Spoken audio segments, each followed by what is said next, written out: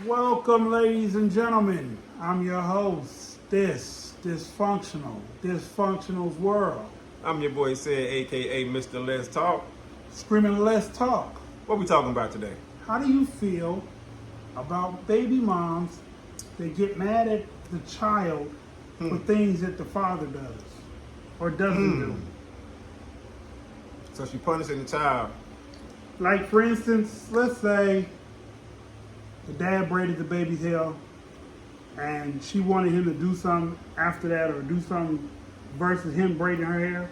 So she cut the little baby hair out. How would you feel about that? Ooh. Yeah, that's wrong. That's very unfortunate too that a lot of kids got to deal with that type of behavior. It is. You know what I'm saying? You're gonna take it out on the child to get back at the person that you mad at. You know, Yes. like whichever parent that's doing it. I think that's wrong as hell, for real. Just because you can't force somebody to do something that you want them to do. You know what I'm saying? You can't force them to do that, and by showing them, like, you know what, the consequence of you not doing what I want you to do, I'm gonna take it out on the child. I mean, but that's how some people get their power, though. Because they can't say and do those things to the other person, Right. so they do it to the child. The child pays the price Right. for something that has nothing to do with them other than the fact that they're born. And that's how people end up going to jail, getting beat up, you know what I'm saying, or worse. Because it's only so much that that parent is going to watch their child go through, you know what I'm saying, which basically is abuse, you know what I'm saying? It So is it's like, abuse. it's only so much they're going to go through before they take some type of measure, something, you know. True. They do it themselves, they call the police, they call their people, you know what I'm saying? Like, Well, I got another scenario for you. So, I mean, I'm pretty sure in this scenario, this is the extreme. A lady was married to her husband for several years. She cheated on him. He caught her and wanted to get a divorce. And she knew because she cheated that the kids would end up in his custody. She came home one night while everybody was sleeping. Her husband was downstairs in the basement sleeping, and she cut both the kids' throats and stabbed herself in the neck. Called 911 and told her when she did it, and they gave her 120 years. So both the kids are gone now. right. Now, Right. now the husband's left without nobody. Oh, see, I just hate to hear about stuff like that because, like, why do something to the kids? I mean, why do something to anybody? But I'm just saying, like, especially why Yeah, the kids? yeah. You gonna do something like that? You gonna unalive the kids? Yes. You know what I'm saying? Like, that's nah. To touch on it some more, and maybe these are just the weird people I run across in my life. I met a young lady. She's a Caucasian. She's 20 something. She utterly hates her baby daddy. She doesn't want her child to have nothing to do with him, nothing to do with her. I'm sorry, in any kind of capacity. She said she's often sad, and she sometimes thinks about unaliving herself. And so we were talking to her, me and my relative, and we were like, "But you got a child. Why would you want to leave her behind like that?" She said, "I wouldn't leave her behind. I would take her first." What? Yeah. Where is this mindset coming? Excuse me. Where's this mindset coming from? I have no idea. You know, like I'm gonna take the kids with me. Like, why? If you want to go, go. But you know what I'm saying? Yeah. That's just, and you hear more and more about that. You know what I'm saying lately? Like, where is this mindset? Like, is it trending? You know what I'm saying? I don't know, but they out there. They like some of them. Some of the mothers that we hear about in these stories, like Casey Anthony, they did it for selfish reasons. I mean, I guess the whole thing is selfish. There's no good reason to take a child that hasn't lived their whole life yet. But Right. a lot of Right. these damaged and disturbed women will take the child and then unalive themselves. Like the child got to pay for something that the dad didn't want to be a part of, or the dad knew you were crazy, didn't want to be a part of you. I don't know, man. I don't understand why they do that. I mean, like I said, and on I get- on a simple level, it might be like the mom cutting the baby's hair out. But on a severe level, they take the children's lives.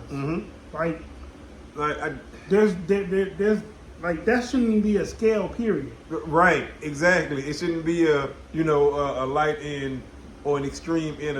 Like I Right. said, it shouldn't even be a scale. I just seen a story where this lady got pulled over for something stupid. I can't remember what it was, right? And one of the cops, like super detective ass dude, happened to notice something, and he was like, "Hey, is that blood? Is that dried blood, or whatever, like something like that?" And she said, "I hit a deer," or she gave some type of lame excuse like that. Well, it wasn't good enough for him. You know what I'm saying? He called backup, of course, and they opened the trunk. Long story short, she had her son's body in the trunk. Multiple shotgun shells scattered around the back seat. You know what I'm saying? Both used and unused cartridges and stuff. Yeah, she just unalived her son and put him in the trunk. For what reason? Yeah.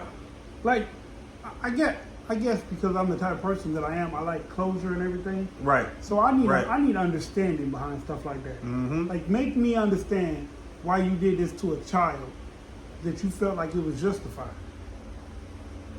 I mean, I understand in black homes, black parents say the craziest stuff, like I'll slap you in the next week, or Yeah, I'll beat yeah. you till you turn black and blue. If you ever run against me, I'll kill you. But they don't really do those things. No.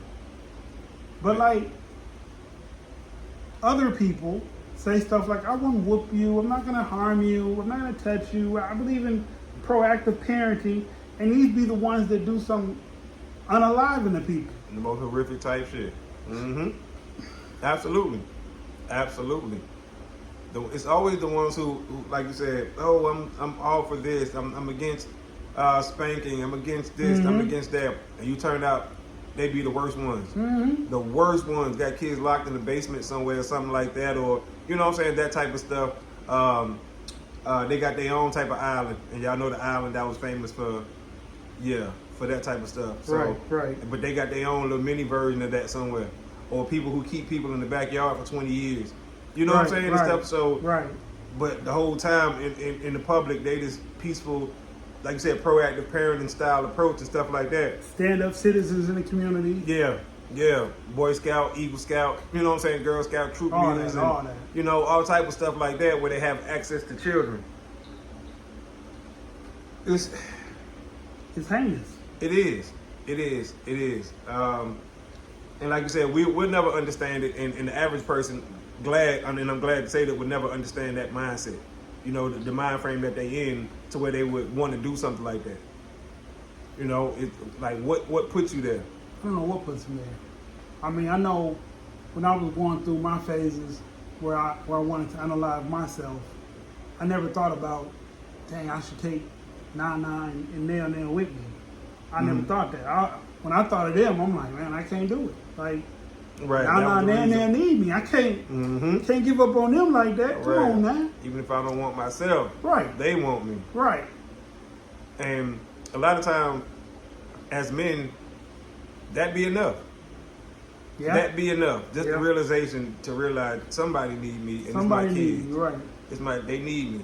Even if right now I feel like I don't want to be here, I don't need myself. I'm not worth it. Them 2 right there, or them 3, them 4, however many you got, Right. they need me. They look at me in a certain light. They look at me as dad. Excuse Yeah. me. And a lot of times, for a lot of men, for the average man, that's enough. For a lot of men, like you said. For That's a lot. enough. I know for me, that's enough. Yeah. It was That's enough it. for me. Yeah. But I mean, I think I struggled. I think I struggled with that This is a good topic. as a teenager Mm. more so than I did as an adult. Okay. Okay. When I got home from the Marine Corps, I had hurting people thoughts, not hurt myself thoughts anymore. Right. The anger was shifted. Yeah, yeah. I've had those kind of thoughts. Like, I had thoughts of making my daughter a parentless child at times, or my son a parentless child. But yeah, some always calm me down. those were my thoughts as I got older. So they transitioned. Right. Well, and that's a good thing. You know, that's a plus, and that's the power of kids. Mm-hmm. You know what I'm saying? When you can look at them and be like, I gotta change. Mm-hmm. If not for me, then for them. Mm-hmm.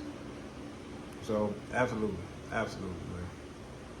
Well, with that being said, I'm your host, Thanks for tuning in. Dysfunctional World. I'm your boy Sid, aka Mr. Let's Talk. We out of time till the next time. Screaming, let's talk. Peace.